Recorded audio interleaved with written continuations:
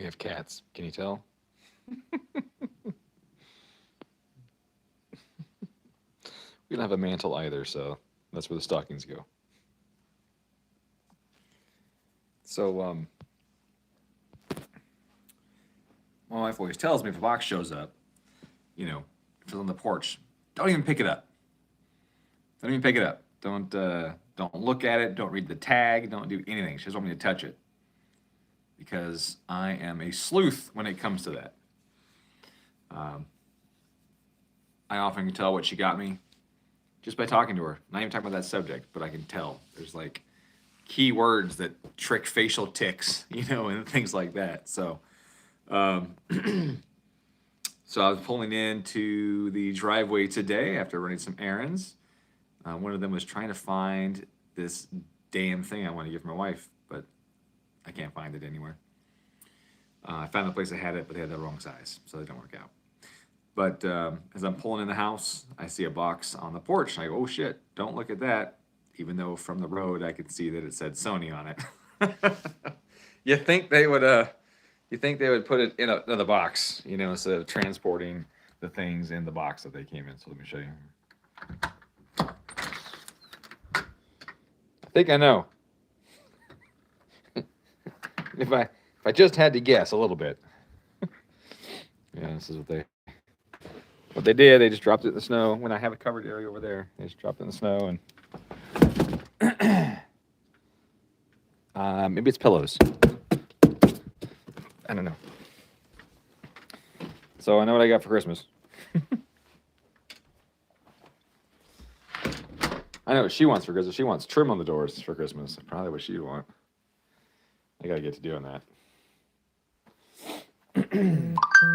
This is a box from Iag.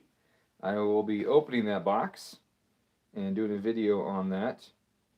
A full unboxing and review and take it apart thing. I think I'll either do it the week after Christmas or after the New Year. I've been holding on to that. There's been a lot of talk about what's in that box. Been a lot of stuff, and I'm going to do it live, which makes it hard to edit in things that I've said in the past.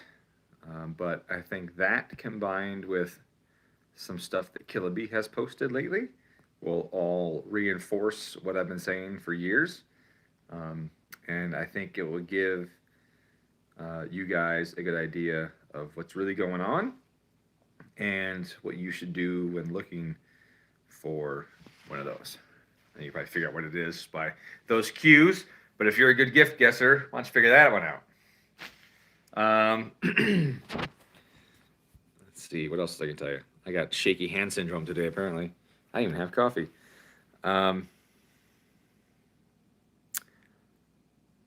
Crap. The unbox and that box there. The heck was I going to tell you guys? Earl pickup. It's not a pickup, but it is a pump. So it's the CNC ported IAG stage 2 pump, 11 millimeter, pump. And we're going to unbox it and then take it apart and see what they did, and at least what I can tell by the naked eye and without measuring things, and discuss what those things do and why it works. And then I will also reference you to some of my older videos where I talked about why it's bad to run too large of an oil pump, but where I also discuss the shortcomings of the factory pump. And I will delve into that even deeper when we do that. I also mentioned beanies. These are available on the website. I bought 50 of these. So it was like a lot of money. Getting 50 custom beanies made was a lot of cash, but they're on the website and they are available. I have been working on some different stuff lately. Working on different cars lately than usual. A handful of diesels and Jeeps, and a Raptor with a V8 swap, and all kinds of things have been brought to me lately. And it's fun. It's fun to get to play with things that aren't the average Subaru all the time, or just regular old Chevy something with hardly any mods. So it's been interesting and fun to get to play with all those things recently, and I'm excited about doing all that stuff. But there was something important I wanted to tell you guys.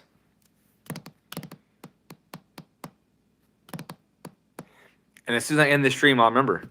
You know, that's how it goes. So I'm trying to not get to that point. I remember what the heck it was.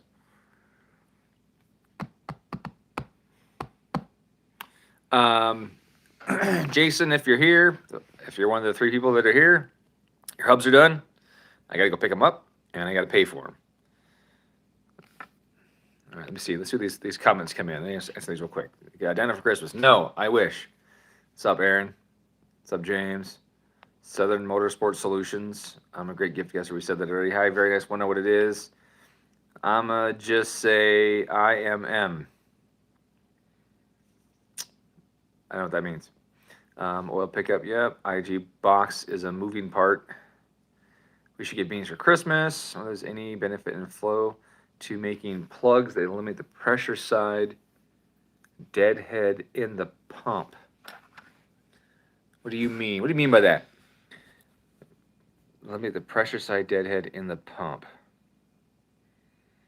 What are they implementing plugs that eliminate the pressure side deadhead in the pump, or reducing it? Yeah, I don't know what you're saying there, or what you mean by that. We can talk a little bit about pumps if you want. I'll talk about pumps some. So a lot of guys put bigger pumps on their engines and have issues. You shouldn't just default to a larger oil pump. Is kind of what I'm getting at. Wow, my hand is still in the picture. This thing, I must be on widescreen. My hand is off to the side of this thing by like 6 inches, and it's still showing up. Yeah, you should default to just a bigger pump, because a bigger pump moves more oil by default. But if your engine isn't able to receive the oil, then it's going to just bypass a bunch in the relief. Now, if you look at the Killer Bee data they posted up, where they show the 11 and 12 mil pump flow with and without some shims added, you see that adding shims added pressure to the entire range, added flow to the entire range. And so what that tells you is that the relief is always open some amount. And that's not ideal. Having the relief open all the time is not ideal at all. And what it also shows you is on the top end, pressure still drops, but it's still higher than it was before, which confirms what I've been telling people for years now, is that the reason oil pressure drops on the top end is because the oil pan level is dropping and the flow rate is increasing. So the increase in flow rate requires more pressure to lift the oil out of the pan and feed to the engine. Well, the pressure relief valve is located on the suction side of the oil pump and the pressure side of the oil pump in the oil pump. So when the suction side pressure drops because it's trying to draw oil up, then the relief set point in relation to atmospheric pressure drops. Now the difference of pressure across it is still the same, but since the suction side of the oil is now less than atmospheric pressure, which it must be, at least it must be less than crankcase pressure, then the overall pressure in relation to atmosphere, the pressure you see in your gauge, is going to drop. And that's absolutely proven and is shown when you add shims. Pressure up top goes up, which proves 1, the relief is open, and 2, that pressure is dropping. That pressure is dropping due to the work that is needed to be done to lift the oil out of the pan and feed it to the engine. So that's good news, but there's also other sources of pressure drop. One of them that people have found is cavitation, and cavitation is important to battle. You need to stop cavitation from happening. What is cavitation? Cavitation is, how do I explain it? Cavitation, essentially what happens is you have gases trapped in a liquid. And when the pressure drops significantly or enough that goes beyond the vapor pressure of that air, or that whatever that gas is, it will become a gas again. It'll collect, it'll grow. What if I could show you guys a demo on that? I have a syringe, and I was drawing oil. I was drawing oil out of a little tube for doing my my dampers, and it had some air bubbles in the syringe. And I pulled the syringe open really quick, and the air bubble goes and it grows, and then you stop moving it, and it shrinks again. So as that plunger's moving, and I'm reducing the pressure inside that tube, the air pocket grows, right? And that's similar to what's happening in the oil pump. An entrained air bubble, potentially, or just a dissolved gas is in the oil itself. And then the low pressure causes either the entrained bubble to expand some, or the entrained gas to come out of solution and create bubbles. If you think of a soda, you look at a soda when it's sealed, you look at it, there's no bubbles in it, right? It just looks like a brown liquid. Then you open it, and now all of a sudden, all these bubbles form. All that lower pressure that's now being experienced by those bubbles, they come out of solution, and they want to get the fuck out. So the same thing happened. Hey, my first swear word of the day. So I think, unless I said shit earlier, so they want to get out. Same thing happens in the oil pump. You have dissolved gas. You're going to have some carbon monoxide. You're going to have some carbon dioxide. You're going to have oxygen. You're going to have all kinds of stuff in your oil dissolved in there. And that low pressure that's formed, especially at the higher RPMs, when you got to pull more oil faster, requires a lower pressure to do so. Then those air bubbles are going to either grow or form from dissolved gases in the suction side of the pump. And what will happen is those will form, and eventually they'll collapse again. And when they continually form and collapse in a region, you can see erosion of the surface. In the case of the oil pump, you can see on the aluminum, in a blade on a propeller, like on a ship or a boat or a submarine, you will see pitting on the surface of it. So cavitation, that expansion and collapsing of those bubbles, can actually cause damage over time. But for your engine, what do? Well, that means you grab these bubbles and you churn them up in the oil, and then you blow them into the engine, which does something that's not good. Your oil film strength inside your engine, flying cat, you jump the counter, your oil film strength is far reduced when you have air bubbles in your oil. So oil by itself, not very compressible, right? And that's where you get a lot of your protection from. You have oil between two pieces of metal, and they're squeezing together, and the oil's like, I'm not budging. Add a bunch of air bubbles to that oil, what happens to it then? Well, then the air compresses, and the metals get closer.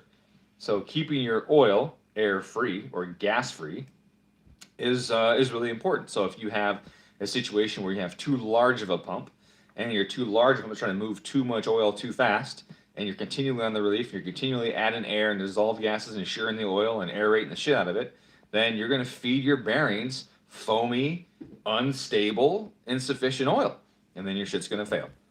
So there is an issue with going with too big of a pump. There is an issue with going with too big of a pump. So don't just default to a bigger pump. The idea is to maintain the cleanest oil you can to your bearings. In a lot of cases, that's not going with a larger pump. Now, in the case of Iag pumps, what we see with them is we see an increase in flow with the work they did. Now, that's a positive displacement pump still, right? It isn't like it's a centrifugal style pump. It isn't a turbine looking pump. It's a gear rotor pump. So if they increased flow rate without changing the size of the gears, then they have either reduced the amount of bypass flow, reduced the amount of leakage, reduced the amount of cavitation. Right? It has to be something. It has to be one of those.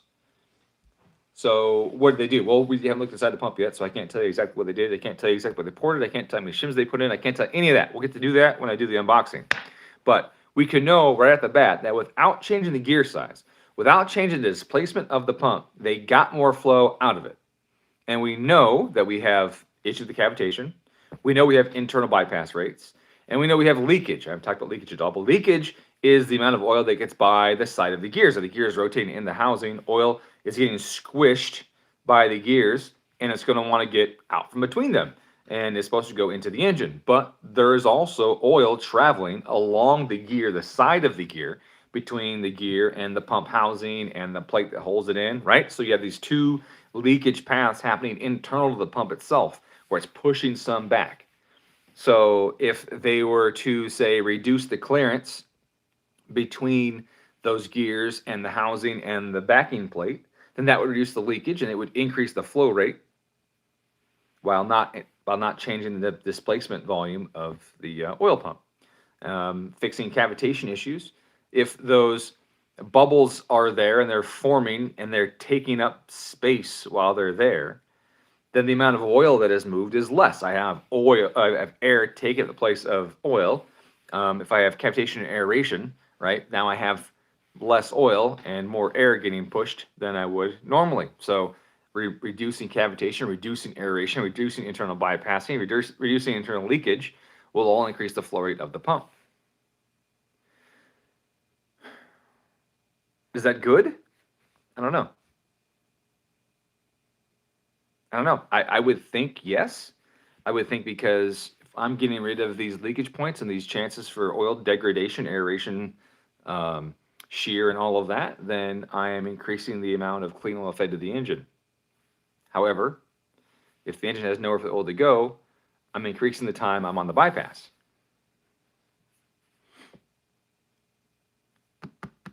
So I can only contemplate if there's an actual benefit to the higher flow rates of the pump themselves. Are the flow rates actually a benefit, basically what I'm getting at, or is the benefit of the pump fixing the weaknesses of the pump, which I believe need to be addressed. I add shims to oil pumps. So I've been hand porting oil pumps and adding shims to oil pumps for, I don't know, 16 years now, because I wanted to minimize the internal bypassing. I wanted to minimize the turbulent flow nature that there's traveling through the oil pump. I wanted to allow it to get into the engine more effectively, which thereby reduces the amount of bypassing, reduces the amount of internal leakage and that kind of stuff. So I've been importing them for a long time by hand and adding shims, because as I said before, as RPM goes up, the pressure will drop, because the reference points of that relief are the suction and discharge of the pump internal to the pump, and therefore, as suction pressure again drops, the release would open sooner, like we were talking about before. So doing that for a long time. And now they're doing it only with a CNC, and that's really cool. And I believe they're shimming it, and I mean, they have pictures on the website of them, checking the distance between the gears and all of that kind of stuff, doing the clearancing, and that's really cool too. So I think it's going to be a good product.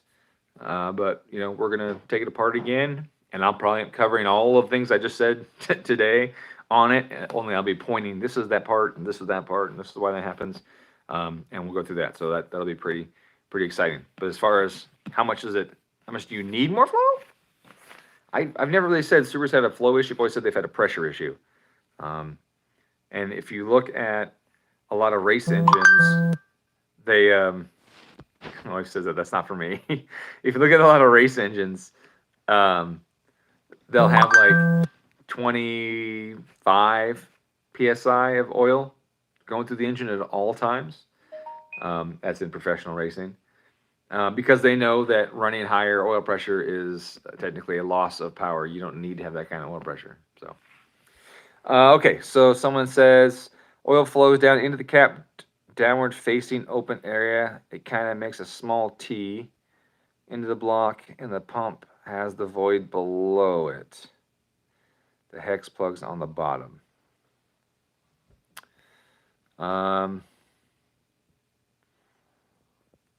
Oil's not going to flow through that area. It's going to go there once, and the oil there is going to be stagnant.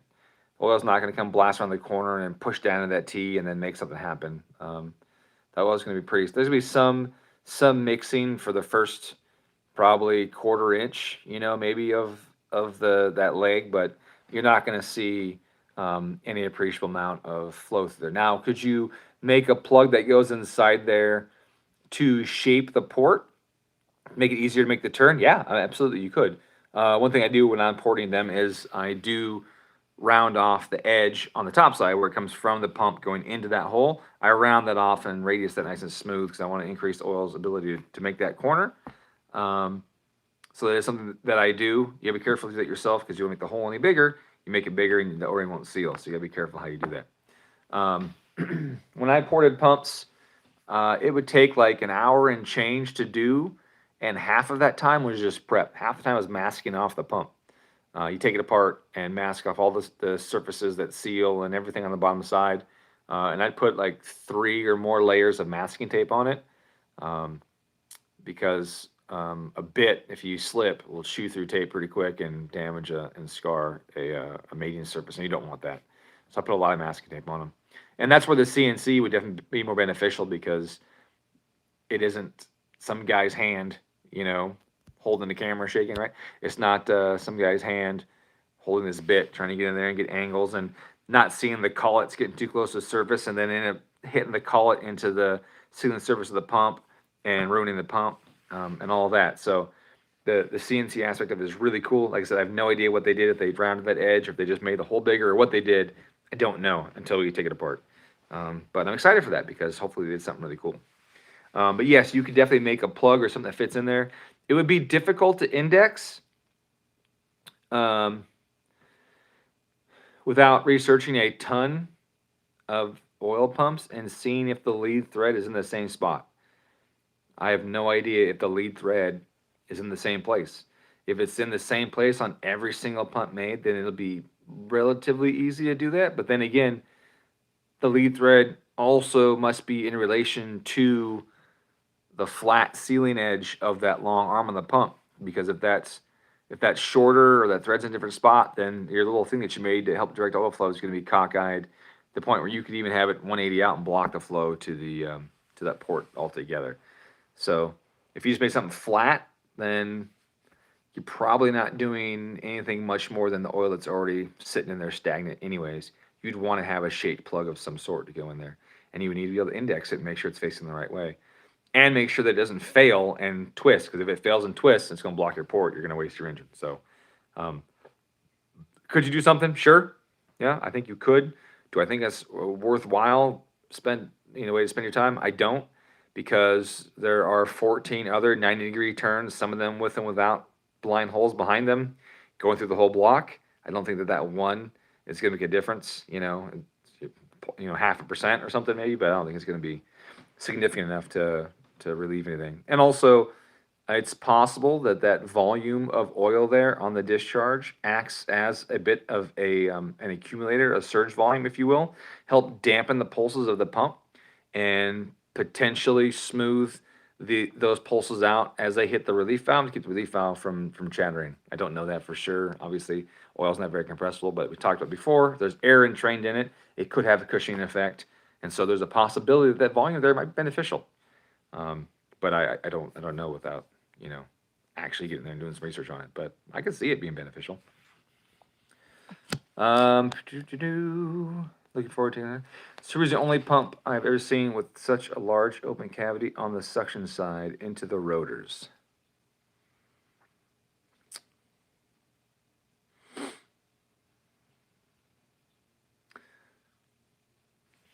Thinking of all the pumps that I've seen. I've seen a lot of LS pumps. I've seen Ford pumps. Fords are similar. The Coyotes are similar, I think. Harley is similar. I don't think it's quite as open on the Harleys, but it's it's also smaller diameter on the Harley. Oh, the Harley one's cute. Have I ever showed you guys that? I have the gears for one. I should get this. I was considering using the Harley oil pump gears for my dry sump system because they're compact and they're wide. So they're smaller round but wider than the Subaru ones. And I was considering using them. Here you go. Here they are. These guys are cute. Let me show you. When I say wider, I mean wider in relation to their overall size. They're cute. And so I'm still not opposed to doing it, honestly. Just running more stages of these for scavenging and for flow. But see, it's pretty wide, but then also really small around.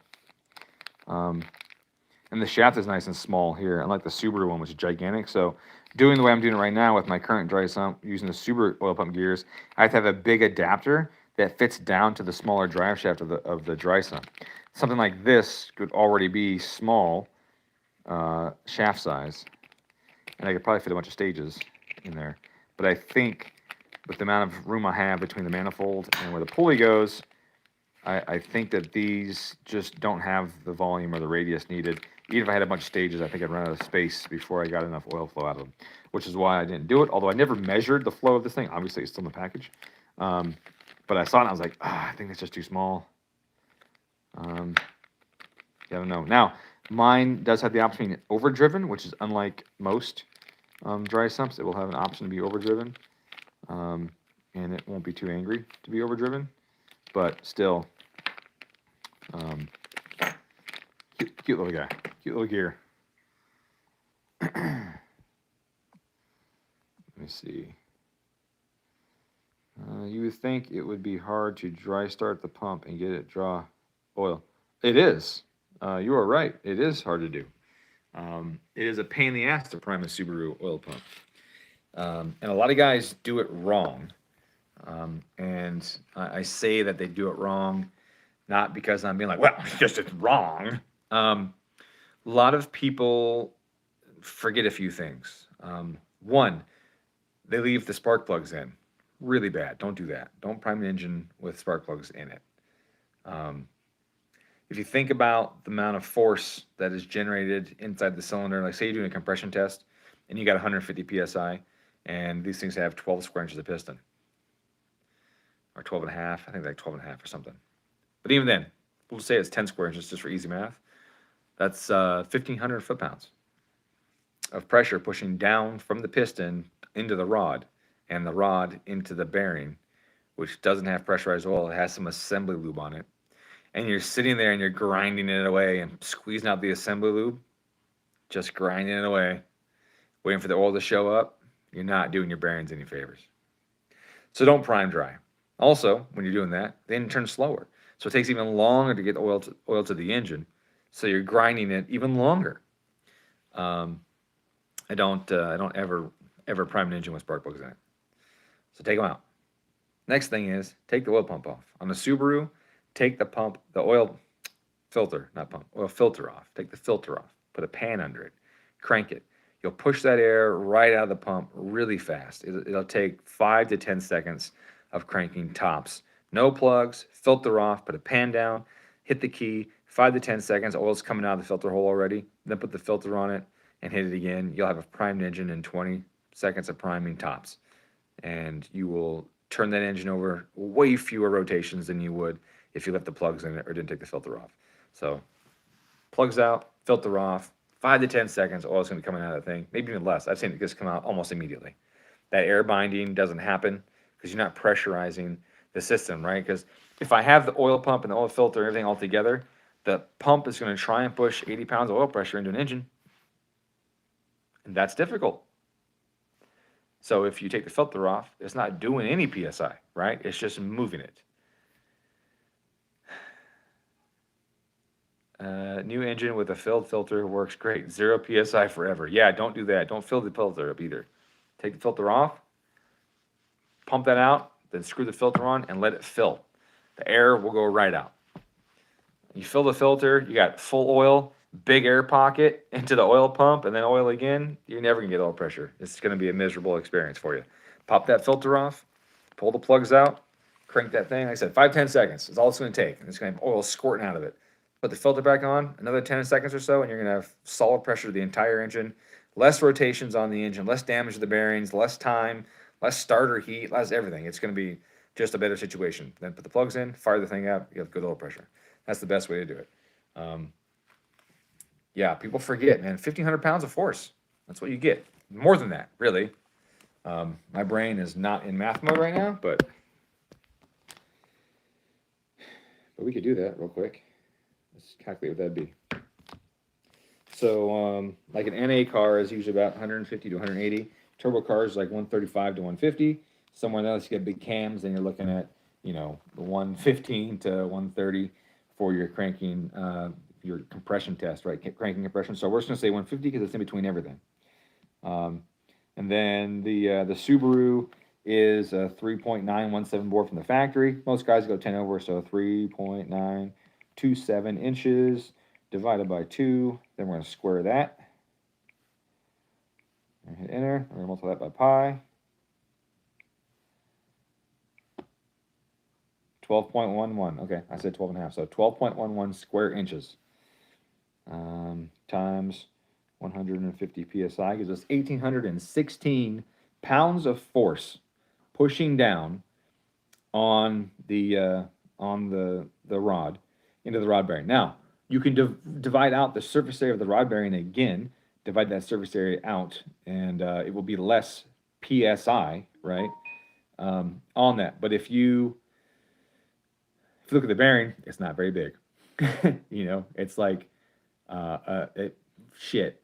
At the contact point, it might actually be less than a square inch, which would make it even higher than 1,800 psi, right? If there's 1 inch of bearing surface that had pressure on it, that was seeing that whole load, then you'd have 1,800 pounds, 1,800 psi on that point on the bearing.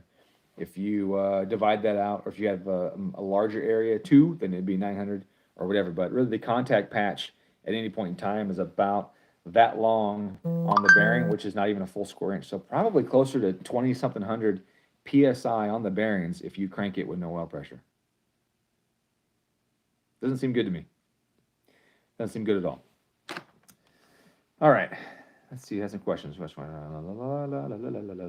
If the 20 has better mains than 25, what about the closed deck 22? Okay, so that is something that I remember the other topic now. Thanks, guys. Okay, this isn't it, but we'll cover this too.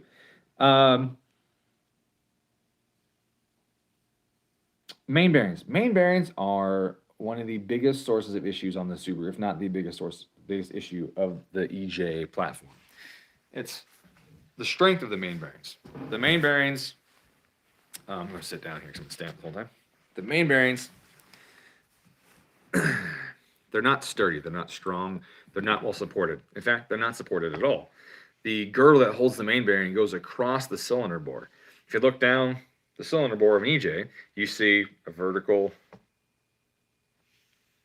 chunk of aluminum, another vertical chunk of aluminum, straddling the bore, right over the top of it. Well, that's where the main bearings sit. So you have all the force pushed on the main bearings on a piece of aluminum that's straddling the bore. Now think about that. We are jamming. I mean, we just did cranking compression, you know, on one pin, and it was 1,800 psi. PSI if it's a square inch of surface area or more on that one point. So now I'm transitioning all that energy to the crankshaft and then to the main bearings. So now I'm dividing all that force between the main bearings.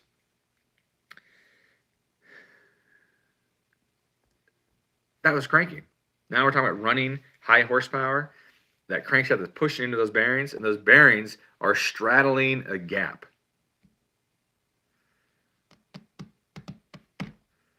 It's not very strong. It's aluminum. It's not even steel. If it was steel, you know, you see like an LS has nodular steel main caps, right? And those are spanning, right? I mean, those are bolted over it. There's a span that they have. But they're steel. And they're way bigger than what we have on our EJ, which is this thin piece of aluminum. It's a thinner bearing than the LS, for example. It's a smaller bearing than the LS. And the span is larger. I don't know, it might not be quite larger than an LS, but the aluminum used to hold it in is a lot smaller than the steel of an aluminum main cap. And even those things wiggle. So now I have this block with this thin strip of aluminum over this span, and I'm pounding it in the middle, and it's not going to cave. Like, yeah, it's going to give, right? And so if you look at the main bearings of almost any Subaru engine that you pull apart, not the main bearings itself, but the main tunnel, the bore of the mains, you will see just an egg-shaped or an oval tunnel. Those bearings have been beating into the aluminum. The aluminum's been flexing and giving over time, and it wears out. In high horsepower engines, what you will see on the back of the main girdles there is cracking. They'll start to crack because there's nothing behind them. So they start flexing enough, eventually they give. They crack on the backside. So how do you make it stronger? Well, you make the span smaller. If the span is smaller, then it becomes more rigid. Well, what has a smaller span than a 25? A 22. What has a smaller span than a 22? A 2-liter. What has a smaller span than a 2-liter? The 16. Okay? Not that we have any 18s or 16s in the U.S. We might have some 18s, but we don't have 16s in the U.S. So the smaller the span, the stronger that bearing is going to be because it has more support and it has a shorter distance to travel. So that being said, I would not be surprised if you guys start seeing a lot more built 2-liters in the future or small bore engines in the future making high horsepower. Overcoming that weakness of the 25 has proven near impossible. You can do some things like pinning. They pin the mains. Often you'll see that. Pinning the mains helps a little bit because if you picture two flat pieces against each other, my hand's on the camera, so I can't use that, so I use my face, right? So these two pieces are against each other. If this one is being flexed away, right, you see it gets shorter and it's able to slide on this surface, okay? By pinning it, when it goes to push away and it wants to pull down like this, it's being retained in place by the pins, right, which helps keep it from collapsing and bending. And then it shares some of that load with the other side of the main. So the pinning keeps that from doing this action. It also keeps it from doing this action.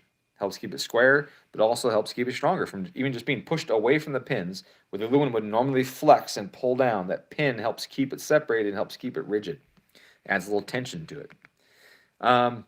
So we've been able to pin mains, use stronger main studs to try and keep them hammered together better and keep them, a little straighter, but still that piece is still trying to move. And we've pretty much exhausted almost all of the avenues of handling that type of load in the engine, to where we pretty much can't do anything else with the stock blocks. Now, an aftermarket block that has more dense aluminum, has maybe more radiusing around that, has more reinforcement. Maybe it has a little bump in the back to help increase the size, and they're bored differently. But the main thing they're going to do is use a more dense, stronger aluminum. And now we can increase the main strength, and that'll be a better, a better option. Totally better option. But it's going to be an expensive option, right? CNC, guys do CNC stuff where they've taken a much stronger aluminum billet and cut that out and made a $10,000 case. That exists, and that succeeds for the reason that the mains are stronger, but it doesn't help with a lot of other stuff that happens to the Subaru. So that's a really expensive option. So with factory cases, using a 2-liter, that's the next best. That's the next best option than going to an aftermarket block. And with modern turbocharger technology and modern EMS solutions and variable valve timing and all these kinds of things, we can make the 2-liters pretty responsive. With high octane fuel, we can add some compression ratio to it. We can do lots of things to make the 2-liter not a totally laggy piece of shit, but it's still going to be laggier than a 2.5 by far. But can make a pretty responsive engine that can handle a lot of freaking power. And in the U.S., the mindset is always make it bigger. It's always bigger is better. The 25, more displacement. And I mean, to be honest, there is no replacement for displacement. As long as the source of displacement is strong enough to handle the power you're trying to make. That's what it really boils down to. Everyone over here in the U.S. is like, oh, stroke it, and do this, and hog it out, and everything else. And it isn't always the answer. And really, with the EJ, I think you're going to start seeing a lot more closed deck, large head studs, maybe even firelocks or something, 2-liters, making a fuck whack of power on 80 pounds of boost and not shitting out all the bearings in 10,000 miles like an E25 would. That's my prediction. I got some messages coming through here in the chat. Let me address those. Let me back up. Oh, crap. More oil in a reserve tank gives more oil time to relax and remove aeration. Think of your oil as soldiers in battle. You want as many as possible. Why do dry sumps need huge volume of oil? Oh, okay, so you're answering that. Dry sumps don't need a large volume of oil. Let's address that first. They don't need a large volume of oil. They're designed for a large volume of oil. What SMS said is a little bit of it. I'm not going to say he's wrong. He's not wrong, but it's about heat capacity, is what it's really about. So if you look at almost every car on the road that's just made as a regular commuter car, you're going to see 4 to 5 quarts of oil in them. All of them. V8, 4-cylinder, 3-cylinder, they're all going to be around 4 to 5 quarts of oil. Now, why is that? It's because of the use. It's the duty cycle that the engine is intended for.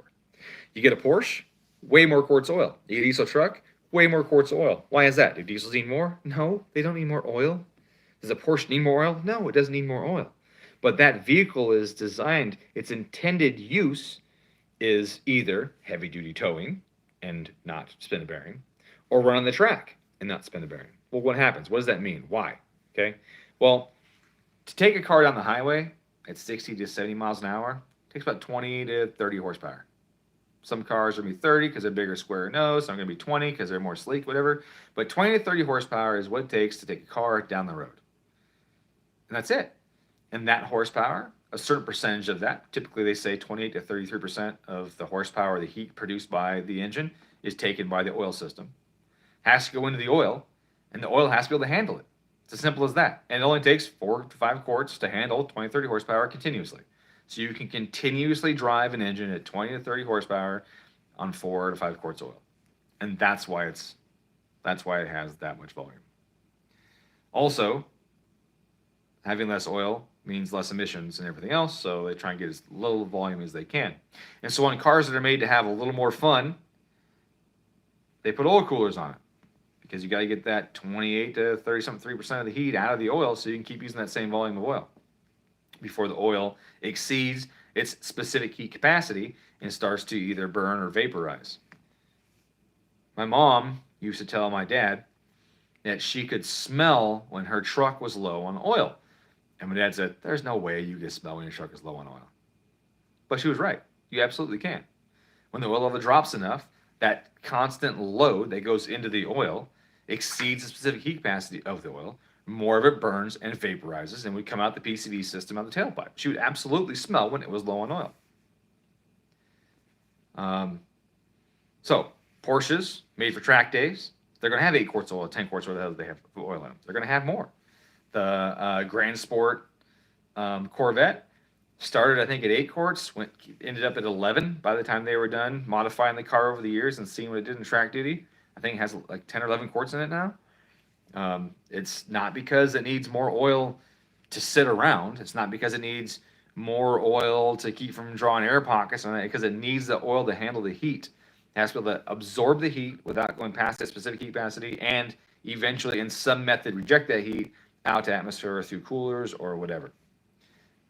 Now, in response to what the other guy said, yeah, if you have more of it sitting in a tank and it has a proper swirl pot on it, which like the Corvettes you can see has a sub-swirl pot and a main one, that helps reduce the aeration of the oil, you absolutely would benefit from a larger volume so that you can have better aeration, more time for the oil to stabilize, get those gases out, get the bubbles out, and get clean oil to the engine. That's why they have more oil. It isn't because it's a dry sump. It's because a car with a dry sump on it has a dry sump on it because it's made for track. If it's made for track, it has a high duty cycle. If it's a high duty cycle, it has high heat put into the oil, and you need more oil to handle the heat input, or you'll exceed its heat capacity, vaporize, and burn more of it off the engine. I hope that answers your question adequately. I need a GT crank pulley. Okay. Damper, obviously, the pulley's on the market, man. The pulley's been on the market for months. You can buy a pulley. The damper's not complete yet, though. I'm still testing it. I got to do a small redesign on some parts of it. I want to increase the strength of it. I've figured out some ways of reducing the amount of seals that it needs. And I want to meet SFI 18.1 requirements. In order to do that, I got to make one spot on it thicker. There's one zone of it where it's not thick enough to meet the requirements of SFI 18.1. So the damper will not be on the website until I get that thing design and test it. And that's what it's all about, right? Doing R&D. GM needs to develop a new EJ block. No, please no, we don't need that. Isn't there a steel strap cast into the rear thrust journal of the 25 block? I don't know the answer to that. I do know that when you look at the back of the 25 block, you can see that there's a spot that looks like a puzzle piece, like it's pressed in there. I don't know if they cast it 2 pieces and push the main in and then attach it some other way or what. But if you look at the back of an EJ, you will see this figure, this S shape. Looks like that rear main is actually pushed in like a puzzle. I don't ever recall seeing any steel in there, but I've never taken a grinder to one and cut the aluminum away to see if there's steel in there or not. So I don't know the answer to that.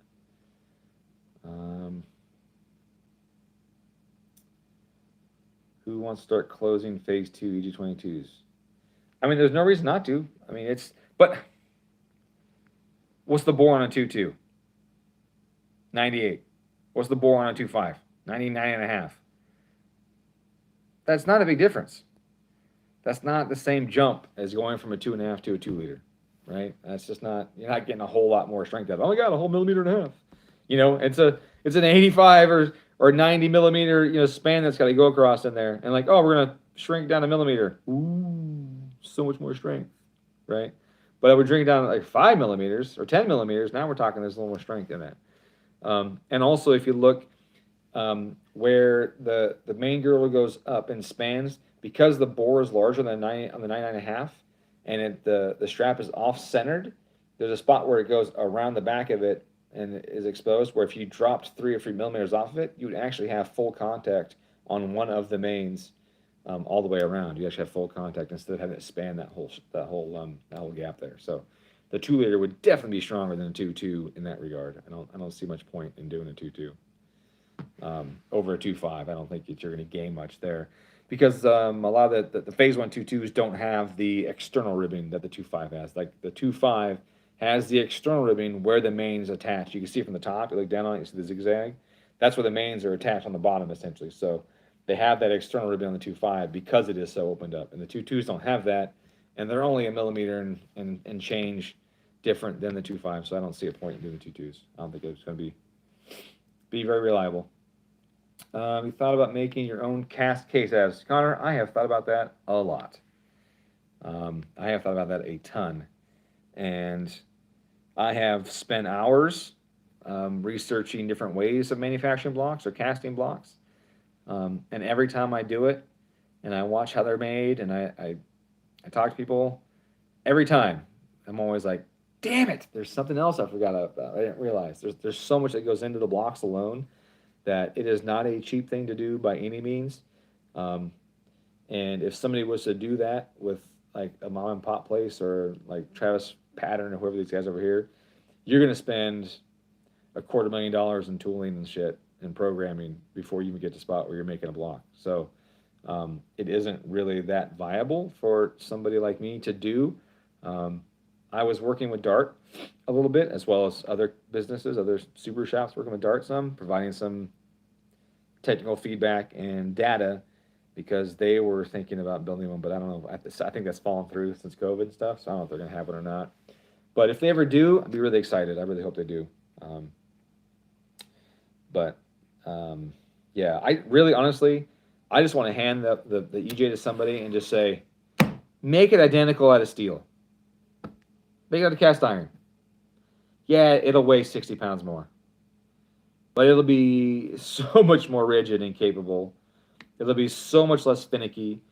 It won't lift heads as bad. It won't blow cylinders. It'll do everything except cool better, right? Like, just take this, make it out of steel, and let's go. Let's just fucking get it done, you know? That's absolutely what I would love to do. You would get all the main rigidity, you would get all the cylinder strength, you would get all the head clamping force you want, you get everything you want out of it, and the head gaskets, would seal, and everything would be good. And yeah, that's it. Only you do is got to manage the coolant a little bit better, a little bit, and that's it. I would love to do that, but money. I like money. Let's see. Fluids add up in lots of more weight. Yeah, you're looking at 6.5 pounds, 7 pounds per gallon, or per gallon. Yeah, so for 4 quarts. I mean, if I doubled the weight, I'm only adding 6.5, 7 pounds, so it's not that much more weight. Billet crank destroker probably helps a ton, spreading load across all the mains. You know, I think it's worse. Billet crank helps. Billet crank helps. The shorter stroke, I think, makes it worse because now the force is closer to the center line of the engine to push the block apart. It doesn't have a longer lever. That longer lever helps the crank spin. You know, it doesn't push it as aggressively. Different angles. I don't know, but the billet definitely helps. And the fact that the lower displacement destroker has lower cylinder pressure, that helps. But if it was the exact same cylinder pressure as a 2.5, I'm not certain that it'd be any better distributed.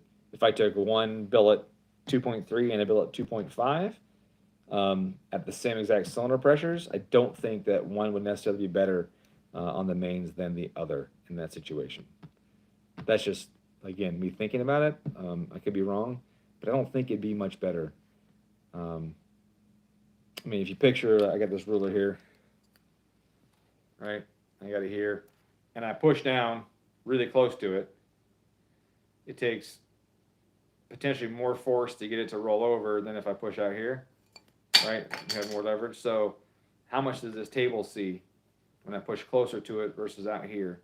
And I'm pretty sure the table would see a lot less with me pushing further out than if I pushed close to the fulcrum. And when you have a shorter stroke, you're closer to the fulcrum. So I don't think it would necessarily distribute load better. It may or may not be harder on the bearings. The main bearings, the mains themselves. I don't know. Mud skipper, what's up, dude? I got a car, 11 quarts of oil. It takes forever to warm up and doesn't warm up. So a lot of oil will be detrimental to most drivers. Yeah, that's true too. That's absolutely true. You know, you don't want to have too much oil because it doesn't get hot. You never get it warm enough to distribute adequately in the engine. You never get it warm enough to help push the contaminants and water and other things out of the oil, gasoline that gets in the oil. It's got to get hot enough to get that stuff out. So having too much oil would be bad as well for that, for sure. That's where Subaru is kind of cool because they have the oil warmer / cooler. That oil cooler is actually a heater as well. The coolant goes up before the oil does. So the coolant temperature starts going up and starts pulling the oil temperature up with it. And that's really cool. And then eventually, oil temp wants to go above coolant temp. That's just the way it always works. And then the coolant helps to stabilize the oil temperature, help pull it back down some. So it's a neat little thing, but it can only handle so much load. Sent you a video on Facebook Messenger about my steel in the block. Okay, I'll take a look at that. Can you sell case amps for 4 to 6K each, which would be way cheaper than 10K? Yeah, I mean, if I had my own case amps, I would target the $4,500 mark as best as I could, because it's, you know, half the price of the aluminum one, and if it was steel, it's going to be incredibly stronger than the aluminum offerings. So I would definitely want to do that, and also the steel be more durable. I've seen guys with the aluminum ones, the billet ones, break a rod and punch out the top of the block. $10,000 case smoked because a rod broke. He bought a $10,000 case, wanted to make more power, made more power than the rod could handle. Rod punched hole in the case. That would suck. And not saying that it wouldn't happen with the steel one, but the steel one would be more durable, and it might not. You know, like it might stop that crank, or it might shred the rod some more, or whatever. And even if it did break the steel one was half the price. So yeah, I would definitely want to target something in that 4.5K range, if it was even possible to get made. But even then, you know, if I spent $250,000 in freaking tooling costs, and then I have to, you know, spend $1,200 to $1,500 in getting each one made, and my profit margin is going to say maybe it was $1,800 to $2,000 or whatever per unit. I'd sell 140 of those cases to break even. It's a lot just to break even. And maybe you don't, you know? And maybe my guesstimates on prices are way low. But regardless, it would be a very expensive journey, and I don't have that kind of fucking money. I mean, I live in a manufactured home with no trim. No trim anywhere, right? I'm still working on shit myself, so I can't afford that shit. I got some acreage though. I got cows, but yeah, I can't afford to drop 2.5 or 2,500. Boy, words are hard. I can't afford to drop $250K on tooling for an engine block. I just don't have that. If I had $250K to drop on anything, I'd buy myself a house. I'd build a house, actually. I'd build a house that's more than 1,400 square feet. Sorry, I'm going to show you. I'm a cat dad, so, you know, I think cats are cute. Yeah, I'm looking at you, Trude. Somehow she knows when the camera's on her. I don't know. What's up, Kenneth? How's your car running? Hopefully good. We'll fuck with it some more. Give me some logs with it in boost. See what kind of AFRs you got so we can adjust it some more. And see if your guesstimated DOM tune is better than your paid professional tune.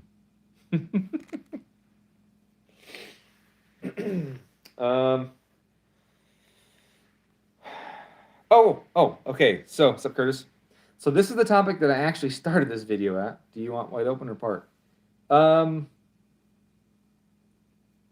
timing is good for wide open. Obviously, I don't know where the I know where the boost is going to go approximately because I saw your logs before. So I have the boost set somewhat similar to what you had before. So I know what that's going to do. And I have the timing set, so it's fine for that boost. But I don't know what the fuel is going to do up there without a log. So I would say as much throttle as is good until you see it go either too lean or too rich. If it's 9s, then let out of it. If it's 12s, then let out of it. You know, but give me something that's in the 11s somewhere, hopefully, 10s and 11s, so that I can get that data, see what load cells we're hitting, change the VE as necessary, get dialed in, and that kind of thing. So then also I can see what the error is, right? I can say, oh, well, my target AFR in this zone is 11.0, and I'm getting 12.5. What percent error is that? Apply that percent error to my VE on the VE curve, fix that zone. Go to the next one. Target is 11, we're getting 12.2 this time. What's that error? Apply it to VE. Oh, target's 11, we're getting 10.8, that kind of thing. So I just, the longer the pull I can get, the better. But obviously I don't want to be unsafe. So you just let me know.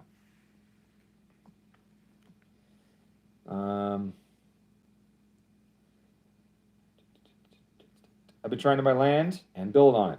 Or buy something that already has a house that's small enough for me and 5 cars. It's impossible. Yeah, right now it's tough. I lucked out with this place. I mean, it was a manufactured home, and it was hammered on the inside. There was piss everywhere. It was built in 1998. And I looked at the wife, and I was like, well, it's got 10 acres. It's got a 40 by 30 shop. It's in a spot where all the towns are moving this way.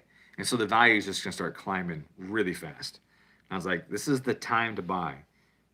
We can remodel this manufactured home and make it nice and fun and livable for at least a couple of years until we save money to build a bigger house. But we got in and it was fucking wrecked. The piss, there was so much piss that the cabinets in the bathroom and the kitchen where the dog was lifting his leg all the time were eroding away. They were missing. It'd come down and you go, boom, there's a hole missing with no cabinet where there used to be cabinet, okay? The floors, the piss is soaked through the subfloor and the carpets. It was bad. So we ripped all the carpet and flooring out. I cut out tons of this. I replaced almost all the subfloor in the whole house. A lot of drywall because it was the bottom of the drywall. The urine was soaking up in it. I put all new subfloor down. Again, another layer on top of the existing layer with kills and glue and staples. Placed like all the drywall, kills everything. Anyways, all the walls have kills primer on them, even if they didn't have piss on them in the first place. The whole house has been kills anyways. And then brand new flooring, new doors everywhere. I moved a wall there, moved a wall here, did some wiring, did put a new HVAC in it. Igor did that. He put a new heater in it, and we added air conditioning because it didn't have air conditioning. I redesigned the kitchen. It had a shitty design with some weird island in the middle that was shaped really funny. There was no room around it. And I said, screw that noise. So I moved all the water lines under the floor, moved them over here. I made this wall here, put the sink there instead. I made this one, this bar area here, made this wall here. I made all this, I built all this myself. Had someone else do the drywall because I suck at drywall. And then, of course, countertops are done by a countertop company. But I designed everything. Obviously, I still haven't finished up there, too. There's the duct. I got to finish that. And then my wife said, I want two-tone cabinets. She said, I want white and gray. So we went through and picked out cabinets, and I did all that stuff. So it was a lot of work. But I made a kitchen that's fairly nice. I made all this bar top space here so that we can entertain, in a small place and still have room for people to eat pizza and drink their drinks and chips and dips and watch the game on the TV and all that. So it's coming along. I still don't have any toe kick. Right, no toe kick going on over there, and I haven't finished the trim there or up there or any of that. All the progress pretty much stopped when lumber prices went through the roof. I was like, no, no, that's okay. I can live with the seams for now until those prices go down, and we've done fine. It's been good, but we had dog piss. We had a lot of work to do here. It was a lot. It was a lot of freaking work. We spent 2 months. Oh my God, there was so much piss that when we took everything out of here, every cabinet, every appliance, every fixture, the carpet. The only thing that's the same is the front door, the back door, and the windows, right? Everything else has been taken out. Closet doors. The closet doors in the 2 rooms there were okay. That's it. Everything else has been removed. Yeah, everything. But I had a big dumpster out there. When the big, what are they, 15 yards or the big fucking dumpsters, loaded with all the stuff. And it just took me hours to get it all in there. And I was fucking beat that summer, let me tell you. I lost a lot of weight. It was so bad. Driving down the road, coming down the road, I could smell the urine. When the wind would blow that way, as I'm driving up the road, I could smell the urine coming to the house. That's how bad it was. I didn't know a Chihuahua could piss that much. It was bad. It was really bad. The toilet, around the toilet, I thought that the toilet seal was leaking, the wax seal at the bottom of the toilet, because once I pulled the cart back, there was just, the subfloor was soaked up and, it swells up and it absorbs all piss or water. And picked the toilet up, and it wasn't. It was because the dog was lifting his leg on the toilet and was running down the toilet into the subfloor and everything. Fucking gross. Also, the bathroom had carpet in it. If you heard me say that, lifted the carpet up. The bathroom had carpet in it, it was gross. It was pretty bad. And I know that when we got in here after buying it, my wife was like, oh my God, this is beyond saving. I know she was panicking about it, but we got it. We got it though. And if you hear that, the new furnace is pretty loud because it's a good sized gas furnace. I don't have a door in front of it yet, but we're making progress on it for sure. So much piss. It was crazy. Let's see. Thoughts on lighter rod reducing stress on the mains? I don't think the rods will have any effect on the mains whatsoever. I don't think rod weight will have any effect on mains whatsoever, because the crank is um, balanced and the rods counteract each other. There is no net force by the rod weight on the mains. There's just no net force. It all is balanced around the center line. Rod weight is important when you're discussing rod bearing stress. That's absolutely important there, because that individual rod bearing, that individual pin that's swinging that rod around, is seeing the weight of that rod pulling on it outward, at all those intermediate points and everything. And rod weight is absolutely important for rod bearing stress and strain. So lighter rods are always better for a longer living rod bearing. They're not necessarily always better for engine strength overall, because they can fold and collapse and break. So that's where titanium rods really excel. I think the best Subaru engine will have titanium rods in it. The longest living, most power handling Subaru should have titanium rods in it. The bearings undergo way less stress, and way less stress. It's dramatic amounts of reduced stress on the bearings. So it absolutely affects the rod bearings, has no effect whatsoever on the main bearings. Let's see. Aluminum rods, yeah. So I also want to do an aluminum rod 2.3. I've been talking to a manufacturer actually about doing one. I like the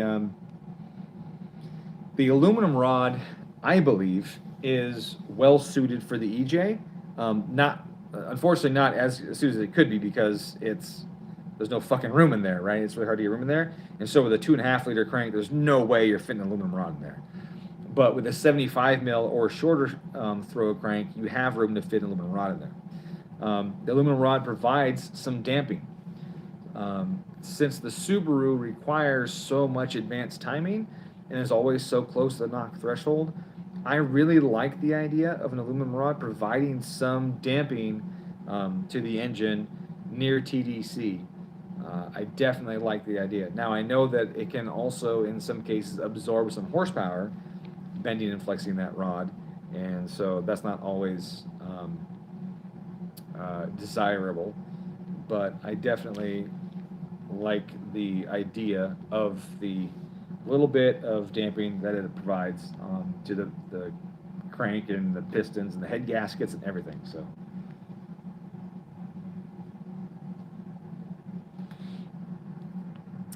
yeah, so that's the fact that it's aluminum. So he says he's able to push the aluminum rod 2Js harder before the stock main bearing caps crack. That's not the weight that's causing that. That's the aluminum. That's that buffering I'm talking about.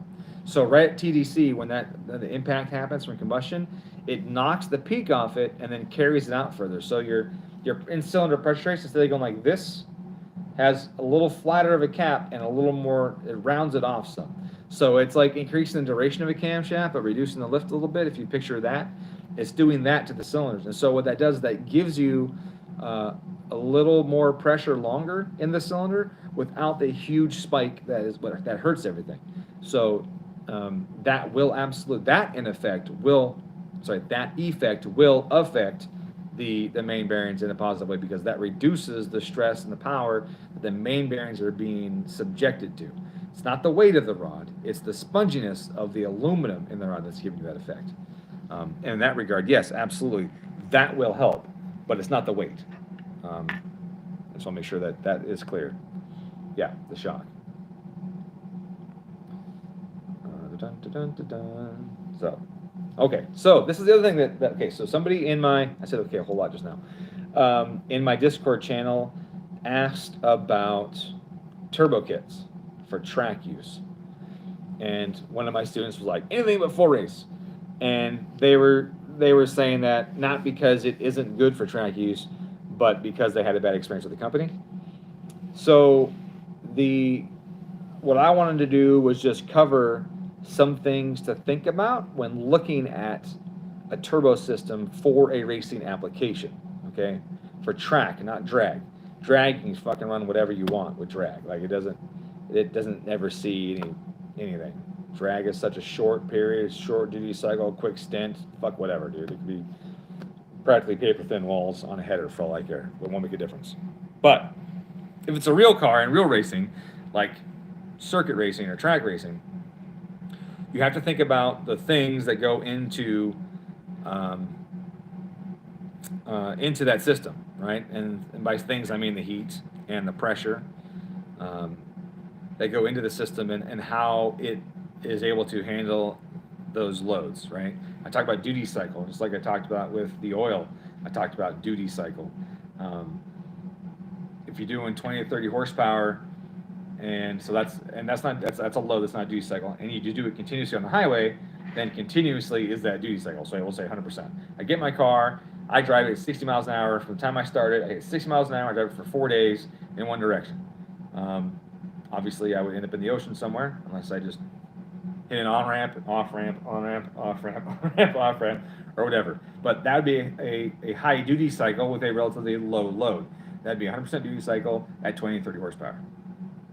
In drag racing, you have 100% duty cycle for 7 to 13 seconds, based on how fast your car is. That's it, right? You're producing all your horsepower at once, short period of time, done.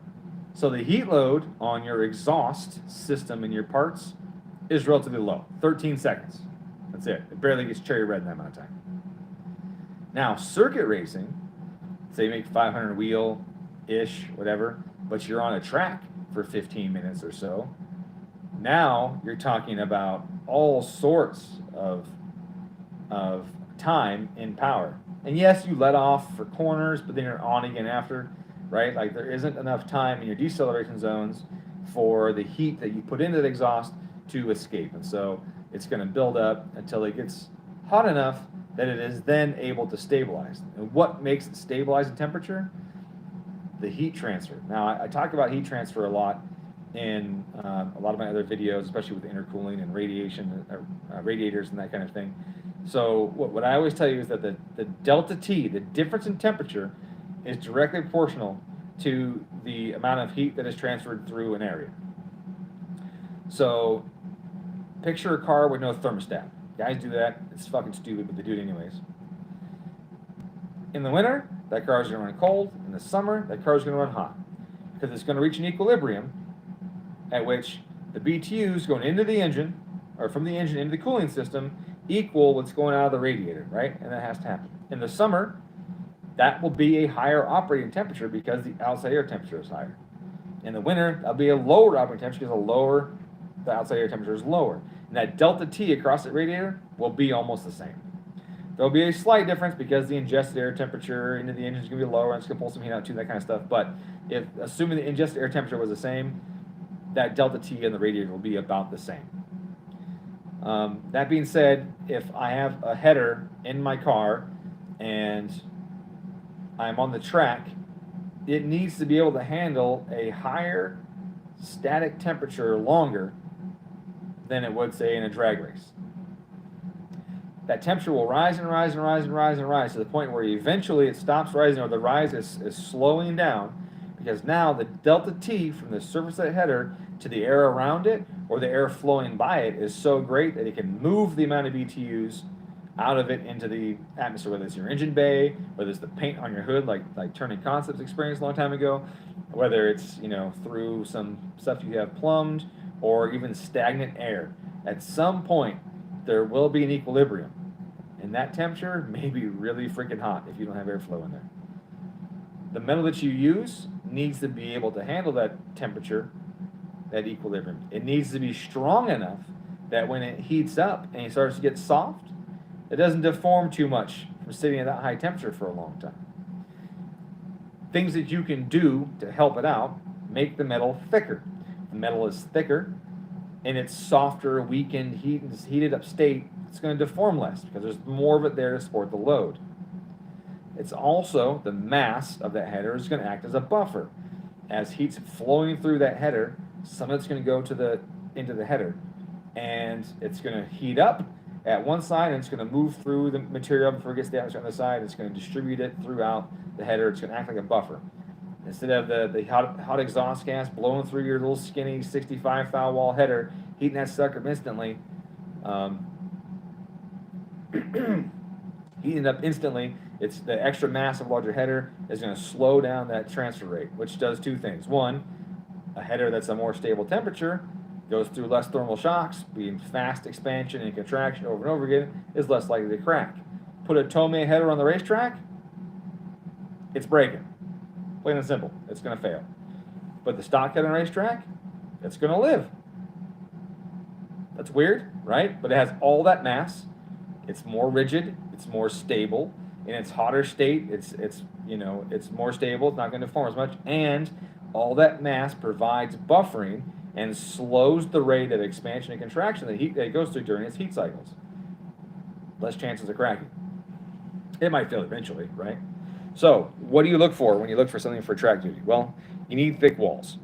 Plain and simple, you need thick walls. It has to have, like 65 thou ain't enough. You need like Schedule 40 or thicker kind of stuff. I don't even think Schedule 40 is only, 65 or 80 thou? That's probably not even enough either. I forgot what Schedule 40 is. Oops, wrong phone. I don't have that stuff. Schedule 40. Anybody know what Schedule 40 is? My phone's not working. Schedule 40 pipe. I don't know if that's 80 thou. Is Schedule 40 80?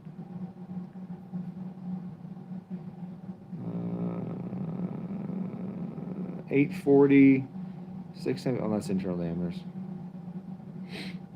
Let's find out. We'll do it together. Sorry, you gotta wait for me to look it up real quick, but make sure that I tell you the right number.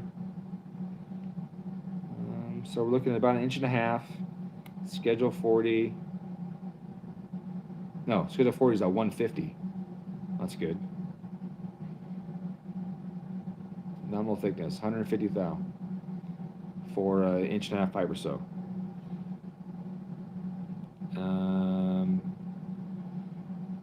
Well, 100 millimeters, that's a fucking big pipe. But yeah, that's a 1/4 inch of wall. So yeah, 40 is good. So yeah, something Schedule 40 or thicker, right? You need, something thick. You need that mass for stability, for strength, and for 0.237. That's on something really big though. That's on, like you said, 100 millimeter. For 1.5, it's 0.15. For 2 inch, it's also 0.5. For 1.25, it's 0.14. So it goes down as the pipe gets smaller. Otherwise, it would just be it'd be a rod. It'd be a rod at 1/2 inch, and then at 5/8, you have an 1/8 inch hole in the pipe. That wouldn't make any sense, right? So it definitely gets a smaller wall as you get smaller. So yeah, so at 1.5 inches, most primaries we were around 1.5 inches to 1 3/4 inches, somewhere in that range. You're looking at 150 thou wall thickness, and that's good.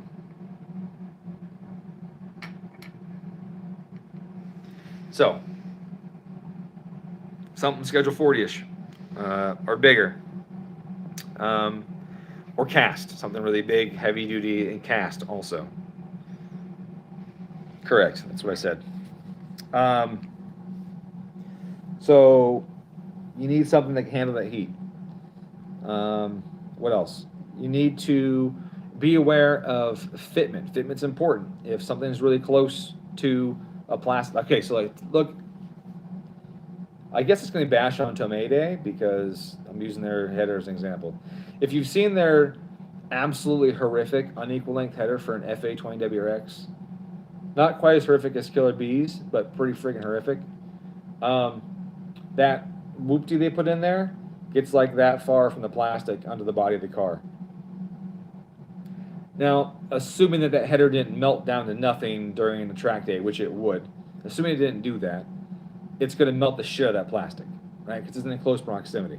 So you have to look at how well does this kit fit? How close is this kit to the oil pan?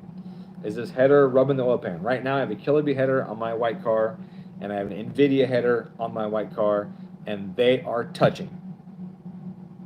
That is not good. It doesn't run right now because it's not going to run like that. It's only there for mock-up right now. But they're touching. It has to be fixed.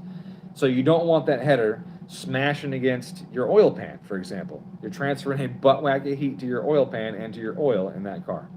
No good.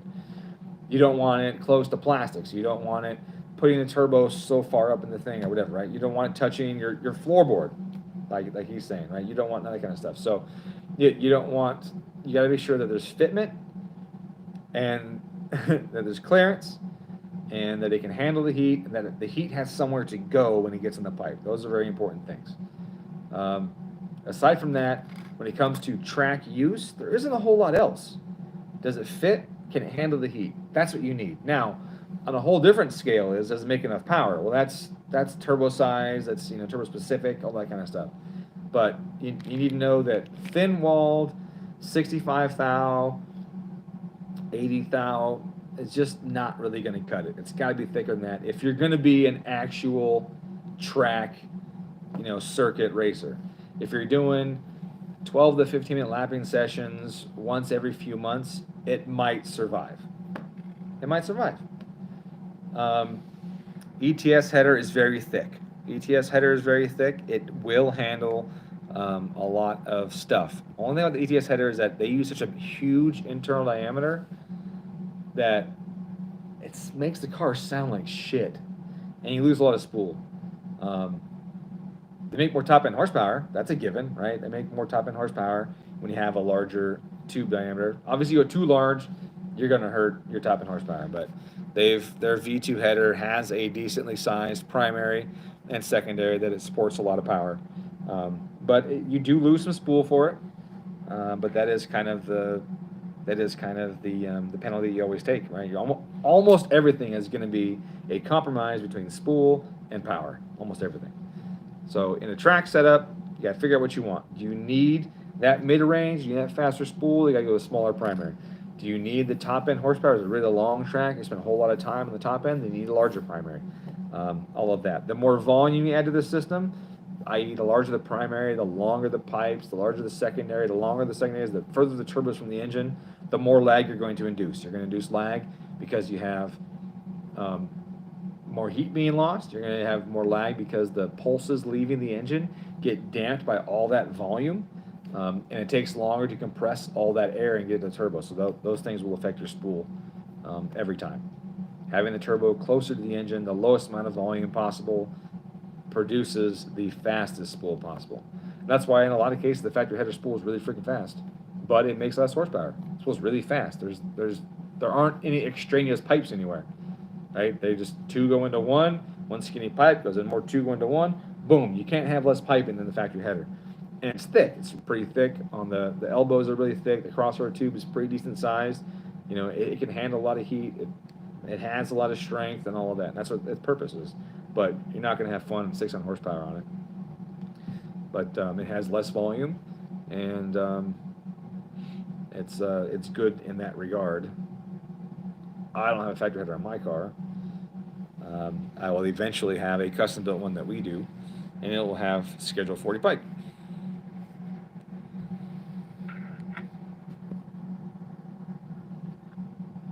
Any questions that I missed? My lips are dry today, so I keep licking them. You mean the fire starter 4000? Oh, right, that header, absolutely. How close is your fire extinguisher? Yeah. Sorry. So the other thing is too is if you want to go into the track stuff as far as what turbo to select, well, then you have to weigh what your priorities are. Do you want a turbo that's just super bulletproof, a little laggy but makes good power? Then you're probably gonna want something like a Precision. Do you want something that's like the best all-around turbo, provides good reliability, great power, good response, excellent fitment, isn't too large, has a huge company back in them? You're gonna want a Garrett. You want something that spools really fast, but won't last if you overspin it. You're gonna want an EFR. Don't get me wrong, I love the EFRs on a lot of cars. They spool super fast. They have good response. They're a really good turbo, but they're really sensitive to the excessive heat. They're really sensitive to excessive speed. And if you have compressor surge, or you're pushing it near its physical speed limits, it's going to fail on you probably. It's probably going to fail. But for that reason, for me, it's the answer is pretty much always going to be Garrett for almost all my turbo needs. I prefer them. They have more money. They have better engineering. They have better fitment. They have better materials, and they're just an excellent all-around turbo over almost everything else on the market, especially the new stuff. Really sweet. The new, like my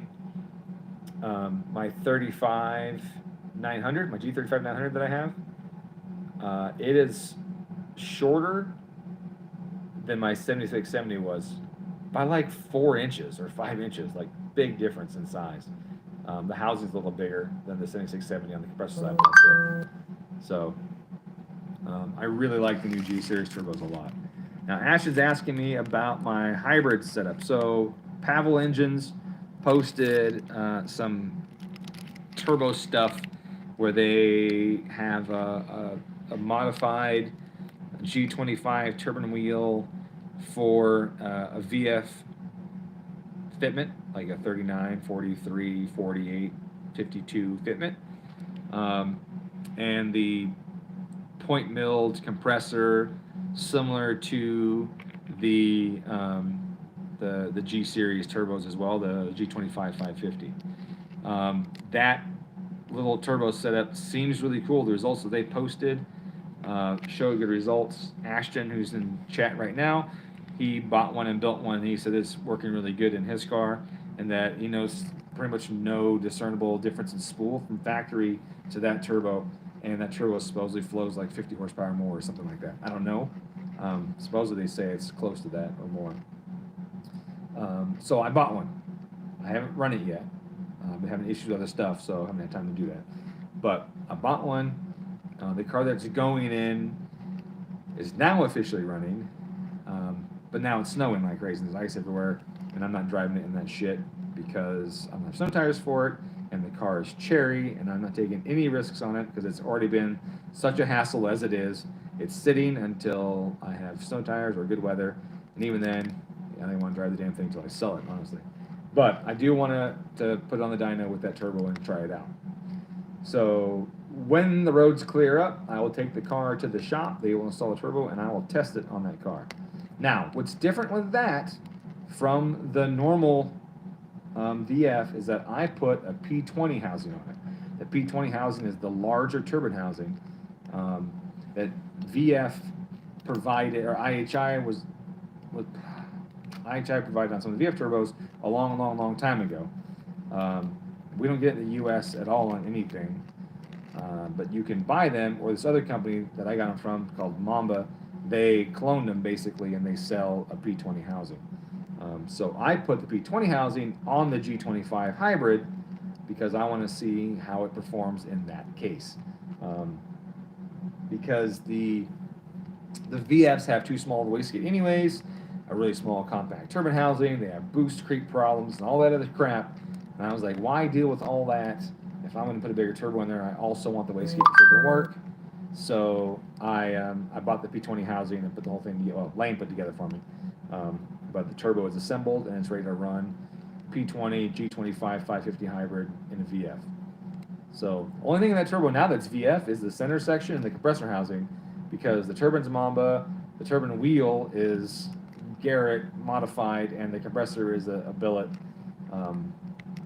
CNC compressor. So I'm excited to see how it does. I mean, the factory location is always going to be limiting. It's always going to have its limitations.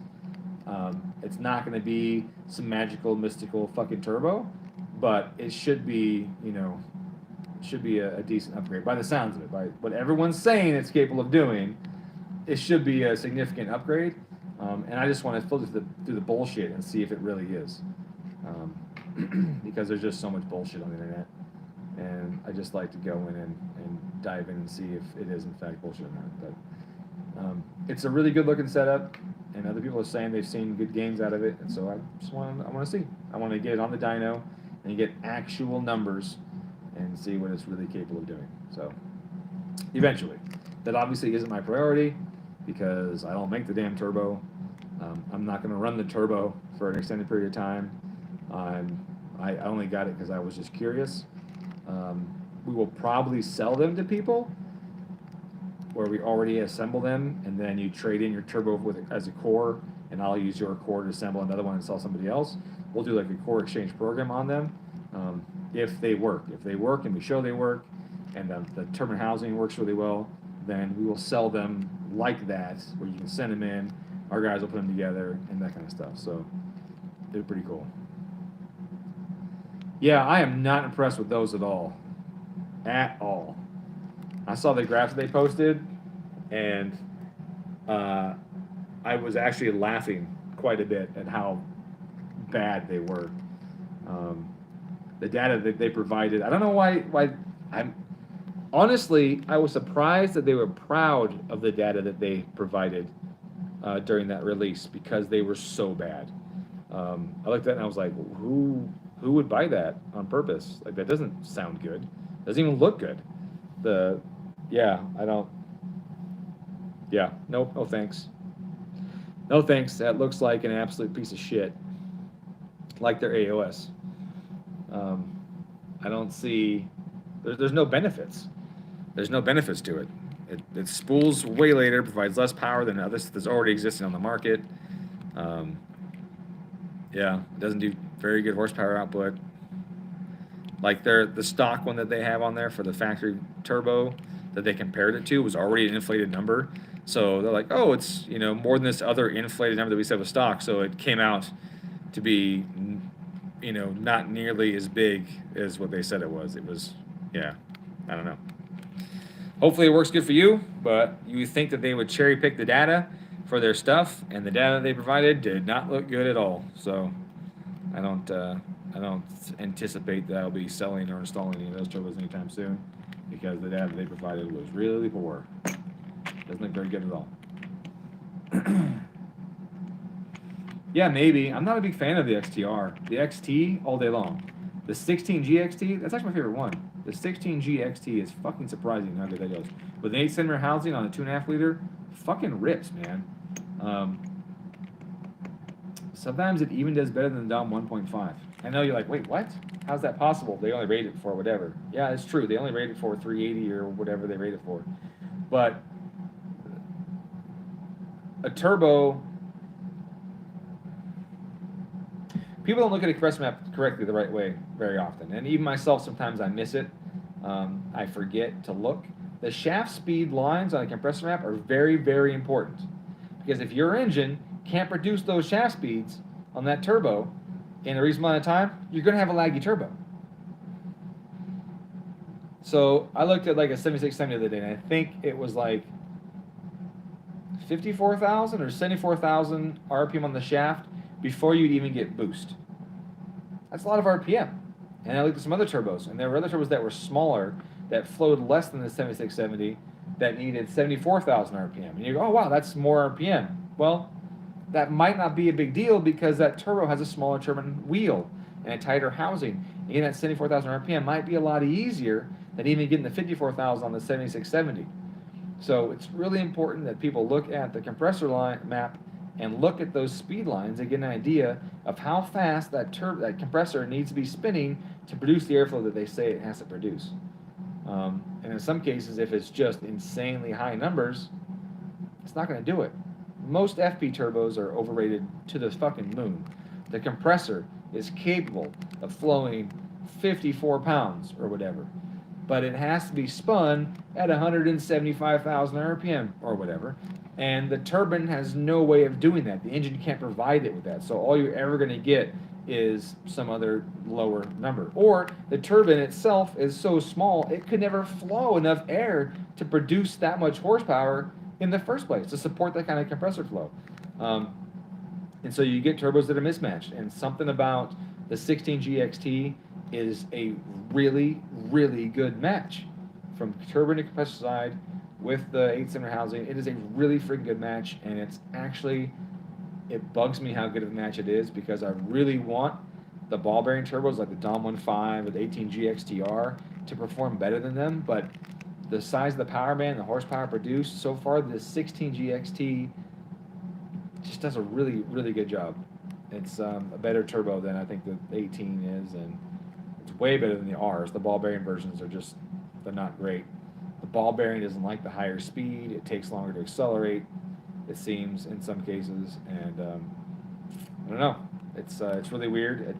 I never thought I would say that I think the 16 GXT is better than Dom 1.5, but the couple times I've had them on the dyno recently, they have outperformed the Dom 1.5 easily, spooling thousands of RPM sooner and making as much or more horsepower on pump gas.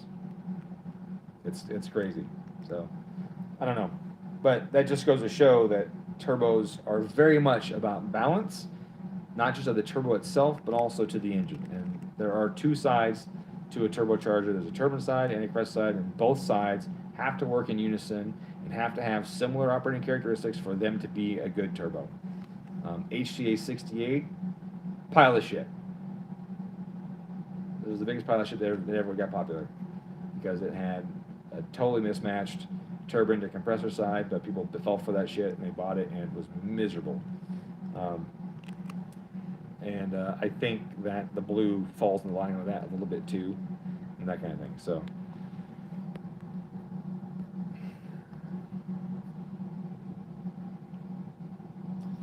The 20 GXTR was a disappointment. It was. It's a lot of money, and it was surprisingly laggy for what it was. Because for a ball bearing, it was surprisingly laggy.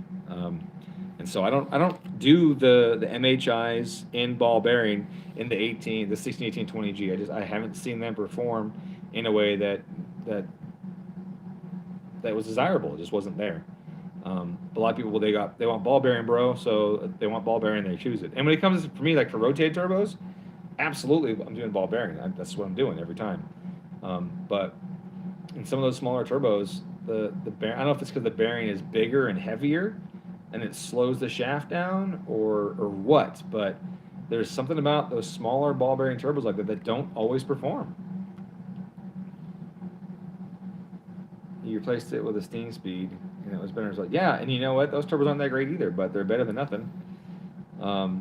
We had one on FA, and it was really bad. Really, really bad. Lagged way more than the factory turbo and made like 5 horsepower more. Pushed hard. Pushed really hard. The IHI ball bearing hybrid, some of them are good. SMS, Southern Motoring Solutions, I think they're shit. I think they're crap, honestly.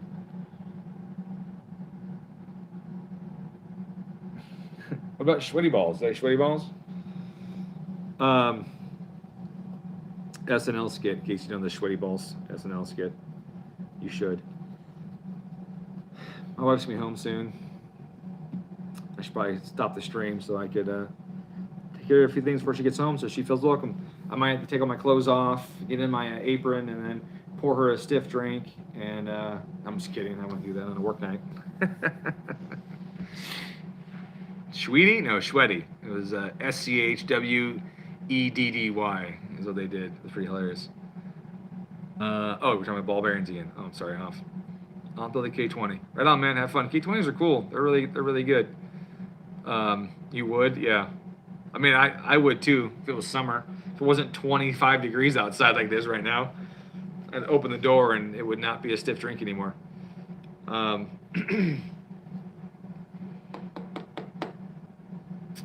Her tree hasn't turned on yet, and she loves her tree. So let me turn that on before she gets here. She should be here any second now. Where is the switch for this thing? Here it is. There we go.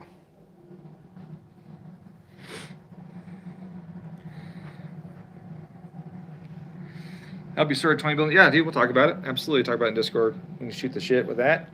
And if you are one of the 14 that haven't been in my Discord yet, you should go there. You should come say hi, talk to the guys, laugh at the guys at Bug Eyes, pick on them like we do, and then just have a good time testing turbos and shooting the shit with stuff and posting memes and whatever. We try and keep it a positive atmosphere to each other. I don't want anyone in the Discord fighting with other people or being rude. That's not acceptable. But we definitely joke around a little bit and playfully poke, but nothing mean. But it's a good time. There aren't a whole lot of people that spend time in the voice channel. It's a lot of text channels, pictures, threads, videos, and that kind of stuff. But I do pop in occasionally and talk to people if people are there. But sometimes I sit in there for hours just in a channel by myself and nobody stops in to say hi, which is fine. I'm usually working on something on SolidWorks or doing some e-tuning or answering emails or doing bills and finances or whatever. So feel free to stop by and say hi. Other than that, I think I covered all the questions that people had today. Let's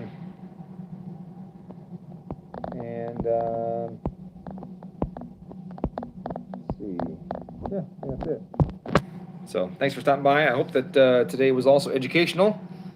And if you have any more questions about those subjects or any other subject that may not even be about cars, about life or whatever, I can tell you I'm 44, but I've done more things in 44 years than most people do in 80. I have lived in 38 houses in 10 different states. I have flown planes. I skydive. I'm married. I've been divorced. I have kids. I've had more cars than I could count. I've got 3 degrees. I've got records in racing. I've designed parts. I have done so many things. Spanx. Yeah, I haven't worn Spanx. I do have some tights though that are unicorns, pissing rainbows. All kinds of stuff. So if you have girlfriend problems, I feel bad for you, son. I got 99 problems, but a bitch ain't one. No, yeah. If you got chick questions, you got life stuff. You know, I can definitely help you out or point out to somebody who can. So if you want to shoot the shit and someone who understands, if you're stressed out and feeling depressed or anxious with what's going on in the world, come on in. We can talk about it. Trust me, I've been there. So anything. If it's the holidays and you're feeling lonely and you want to talk to somebody, come swing by. We'll swing by and say hi. We can shoot the shit or whatever. I'm more than happy to do it. I'm not tuning any cars in the next like 4 days. Next 6 days, I guess, because I have another tune on, I think Tuesday or Wednesday next week, and that's it. So if you want to hang out, then I'm here. We can shoot the shit and all kinds of stuff. So come on by anytime. The Discord pings my phone, so if I'm not around, then it doesn't take long for me to respond. And if I can't get on right away to shoot the breeze, then I can tell you when I'll be on to do so. So feel free. Or send me an email. Discord, email, whatever. Anyways, have a good Christmas. If I don't stream between now and then, hope you guys have a Merry Christmas. Have a safe Christmas. Hopefully you're not driving on the roads too much out here where it's icy as crazy. Icy out here, big time. I'm going to stay home as much as possible, get stuff done here. Probably end up drinking too much and baking too many cookies. I think that's going to be my future. And all of that because the wife is still working this week. So I will be baking and drinking and doing e-tunes and designing parts and playing some video games. So that's what I'll do for the next few days. Just trying to center myself, you know, and I invite you guys to join up. So have a good day. Have a good holiday. I'll see you around.